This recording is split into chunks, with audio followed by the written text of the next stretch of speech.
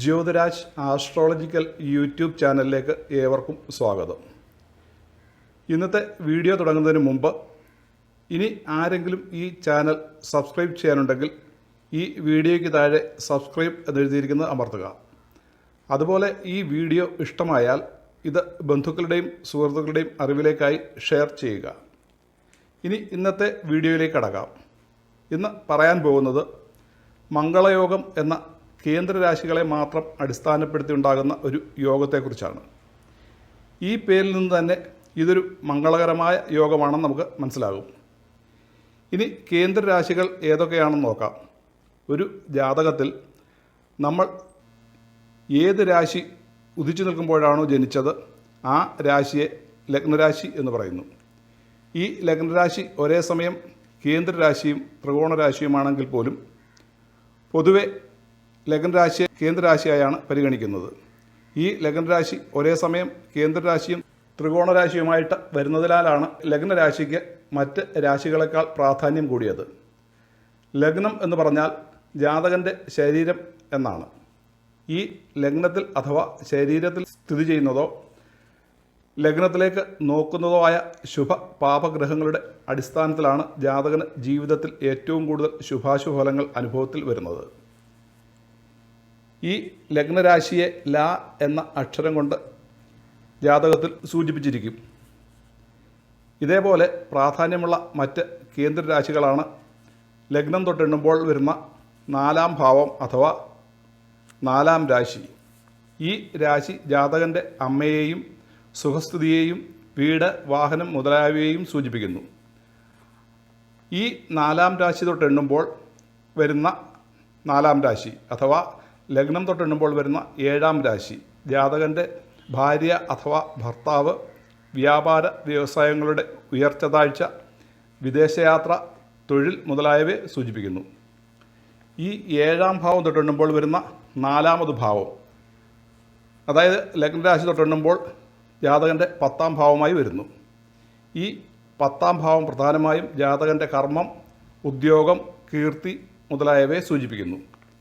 ഈ കേന്ദ്രരാശികളായ ലഗ്നം, 4-ാം രാശി, 7-ാം രാശി, 10-ാം രാശി എന്നീ രാശികളെ ജാതകത്തിലെ വിഷ്ണു രാശികൾ അഥവാ സ്ഥിതിരാശികൾ എന്നാണ് പറയുന്നത്. അതായത് മഹാവിഷ്ണു എങ്ങനെയാണോ പ്രപഞ്ചത്തെയും ജീവജാലങ്ങളെയും പരിപാലിക്കുന്നത്, അതേപോലെ ഈ കേന്ദ്രരാശികളാണ് ജാതകനെ പരിപാലിക്കുന്ന അഥവാ നിയന്ത്രിക്കുന്ന രാശികൾ. ഈ കേന്ദ്രരാശികളിൽ മാത്രമായി എല്ലാ ഗ്രഹങ്ങളും നിൽക്കുമ്പോഴുണ്ടാകുന്ന യോഗമാണ് മംഗളയോഗം. നവഗ്രഹങ്ങൾ എന്ന് പറഞ്ഞാൽ സൂര്യൻ, ചന്ദ്രൻ, ചൊവ്വ, ബുധൻ, വ്യാഴം, ശുക്രൻ, ശനി, രാഹു, കേതു എന്നീ 9 ഗ്രഹങ്ങളാണ്. ഈ നവഗ്രഹങ്ങളിൽ സൂര്യൻ, ചൊവ്വ, ശനി, രാഹു, കേതു എന്നീ 5 ഗ്രഹങ്ങൾ പാപഗ്രഹങ്ങളും ചന്ദ്രൻ, ബുധൻ, വ്യാഴം, ശുക്രൻ എന്നീ 4 ഗ്രഹങ്ങൾ ശുഭഗ്രഹങ്ങളുമാണ്. ഈ ശുഭഗ്രഹങ്ങളിൽ തന്നെ പക്ഷബലമില്ലെങ്കിൽ ചന്ദ്രൻ പാപനായിത്തീരും.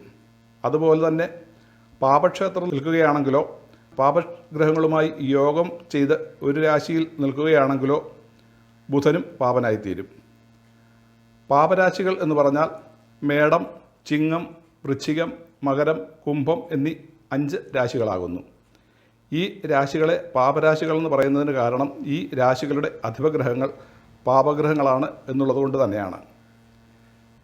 മേൽപ്പറഞ്ഞ 4 രാശികളിലായിട്ട് മാത്രം നവഗ്രഹങ്ങളായ 9 ഗ്രഹങ്ങളും നിന്നാൽ മംഗളയോഗം ആ ജാതകത്തിലുണ്ടാകുന്നു. ഈ യോഗവും മറ്റ് യോഗങ്ങളെപ്പോലെ ഗ്രഹങ്ങൾ നിൽക്കുന്ന രാശികളുടെ അടിസ്ഥാനത്തിൽ ഫലത്തിൽ ഏറ്റക്കുറച്ചിൽ ഉണ്ടാക്കാവുന്നതാണ്. ഇത് ഒരു ഉദാഹരണം കൊണ്ട് വ്യക്തമാക്കാം. മേടലഗ്നത്തിൽ ജനിച്ച ഒരാളുടെ ഗ്രഹനില എടുക്കാം. ലഗ്നത്തിൽ തന്നെ സൂര്യൻ ഉച്ചത്തിലും നിപുണയോഗത്തിലും നിൽക്കുന്നു. സൂര്യനോടൊപ്പം ബുധനും ശുക്രനും തൽക്കാല ബന്ധുക്ഷേത്രത്തിലായി നിൽക്കുന്നു. 4-ാം ഭാവത്തിൽ വ്യാഴം ഉച്ചത്തിൽ ഹംസയോഗമെന്ന പഞ്ചമഹാപുരുഷ യോഗത്തിൽ നിൽക്കുന്നു. വ്യാഴത്തോടൊപ്പം ചന്ദ്രൻ കേസരി യോഗത്തിലായി 4-ൽ തന്നെ നിൽക്കുന്നു. കേതു വ്യാഴത്തോടും ചന്ദ്രനോടും യോഗം ചെയ്ത് അതിശത്രുക്ഷേത്രത്തിലായി 4-ാം ഭാവത്തിൽ തന്നെ നിൽക്കുന്നു. ശനി ശശമഹായോഗമെന്ന പഞ്ചമഹാപുരുഷ യോഗത്തിലായി 7-ാം ഭാവത്തിൽ ഉച്ചത്തിൽ നിൽക്കുന്നു. ലഗ്നാധിപനായ ചൊവ്വ രുചകമഹായോഗമെന്ന പഞ്ചമഹാപുരുഷ യോഗത്തിലായി 10ാം ഭാവത്തിൽ ഉച്ചത്തിൽ നിൽക്കുന്നു. ചൊവ്വയോടൊപ്പം രാഹു അതിബന്ധുക്ഷേത്രത്തിലായി 10ാം ഭാവത്തിൽ നിൽക്കുന്നു. മേൽപ്പറഞ്ഞ ഗ്രഹനിലയിൽ 9 ഗ്രഹങ്ങളും ലഗ്നം 4, 7, 10 എന്നീ കേന്ദ്ര രാശികളായി നിൽക്കുന്നത് കാരണം മംഗളയോഗമുള്ള ജാതകമാണ്. മംഗളയോഗത്തോടൊപ്പം ഈ ജാതകത്തിൽ ഹംസയോഗം, ശശമഹായോഗം, രുചകയോഗം എന്നീ പഞ്ചമഹാപുരുഷ യോഗങ്ങളും കേസരി യോഗവും കാണുന്നുണ്ട്. ഇത് കാരണം മംഗളയോഗഫലം കൂടുതൽ ശ്രേഷ്ഠമായി ജാതകന് അനുഭവത്തിൽ വരും. ഇനി ഇതേ മേടലഗ്നത്തിൽ തന്നെ ജനിച്ച മറ്റൊരു മംഗളയോഗമുള്ള ജാതകനെ ഉദാഹരണമായി എടുക്കാം. ജന്മലഗ്നം മേടം രാശി തന്നെയാണ്. മേടം രാശിയിലായി ശനി നീചത്തിലായും ചന്ദ്രൻ തൽക്കാല ബന്ധുക്ഷേത്രത്തിലായും നിൽക്കുന്നു. 4ാം ഭാവത്തിലായി ലഗ്നാധിപനായ ചൊവ്വ നീചത്തിലായി നിൽക്കുന്നു. ചൊവ്വയോടൊപ്പം രാഹു തൽക്കാല സമക്ഷേത്രത്തിലായി 4ൽ തന്നെ നിൽക്കുന്നു. സൂര്യൻ 7ാം ഭാവത്തിലായി നീചത്തിൽ നിൽക്കുന്നു. 7ാം ഭാവത്തിൽ ശുക്രൻ മാളവ്യയോഗമെന്ന പഞ്ചമഹാപുരുഷ യോഗത്തിലും ബുധൻ തൽക്കാല സമക്ഷേത്രത്തിലുമായി സൂര്യനോടൊപ്പം നിൽക്കുന്നു. 10ാം ഭാവത്തിൽ വ്യാഴം നീചത്തിൽ നിൽക്കുന്നു. വ്യാഴത്തോടൊപ്പം കേതു തൽക്കാല അതിബന്ധുക്ഷേത്രത്തിലായി നിൽക്കുന്നു. ഈ ഗ്രഹനിലയിലും മംഗളയോഗമുണ്ട്. എന്നാൽ ഈ ഗ്രഹനിലയിൽ മാളവ്യയോഗമെന്ന പഞ്ചമഹാപുരുഷ യോഗത്തോടൊപ്പം ശനി, ചൊവ്വ, സൂര്യൻ, വ്യാഴം എന്നീ 4 ഗ്രഹങ്ങൾ നീചത്തിലായിട്ടാണ് നിൽക്കുന്നത്. ഈ 4 ഗ്രഹങ്ങളും നീചത്തിൽ നിന്നുകൊണ്ട് നീചഭംഗ രാജയോഗം അഥവാ ചക്രവർത്തി യോഗം ചെയ്യുന്നുമുണ്ട്. ഗ്രഹങ്ങൾ നീചത്തിൽ നിന്നുകൊണ്ട് നീചഭംഗം ചെയ്യുന്നത് ഫലദാന വിഷയത്തിൽ ഏറ്റവും ശ്രേഷ്ഠമായ ഫലത്തെ ദാനം ചെയ്യുന്നതാണ്. എന്നാൽ ഫലം കിട്ടണമെങ്കിൽ ആദ്യം വളരെയധികം ബുദ്ധിമുട്ടുകൾ ജീവിതത്തിൽ അനുഭവിക്കേണ്ടതായി വരും. ജീവിതത്തിൽ സഫലത കിട്ടും എന്നുള്ളത് ഉറപ്പാണ്.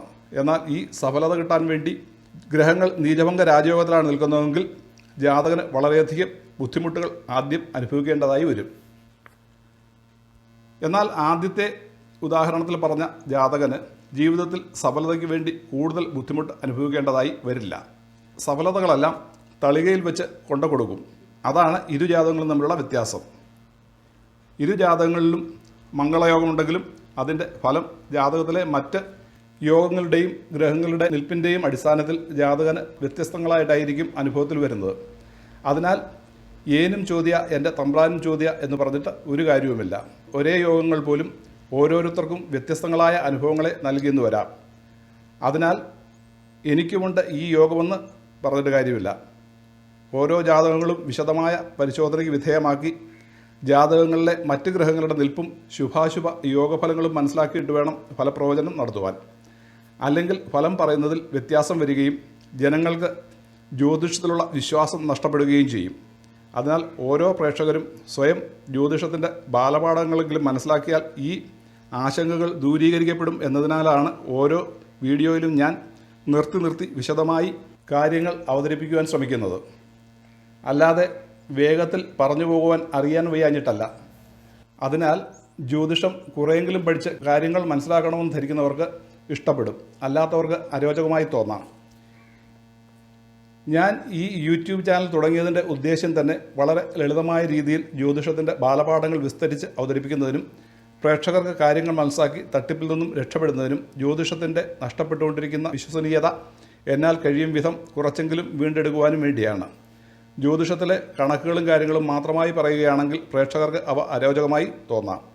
അതിനാലാണ് അവയെല്ലാം ഓരോ യോഗങ്ങൾക്കകത്താക്കി വിസ്തരിച്ച് പ്രതിപാദിക്കുന്നത്. ഇനി ഇന്നത്തെ വിഷയമായ മംഗളയോഗത്തിൻ്റെ ഫലങ്ങൾ എന്തൊക്കെയാണെന്ന് നോക്കാം. മംഗളയോഗത്തിൽ ജനിക്കുന്ന ജാതകൻ നല്ല വിദ്യാഭ്യാസമുള്ളവനായും ദീർഘായുസ്സുള്ളവനായും ബുദ്ധിയുള്ളവനായും വാക്സാമർത്ഥ്യത്തോടു കൂടിയവനായും അഴകോടുകൂടിയവനായും ഭവിക്കും.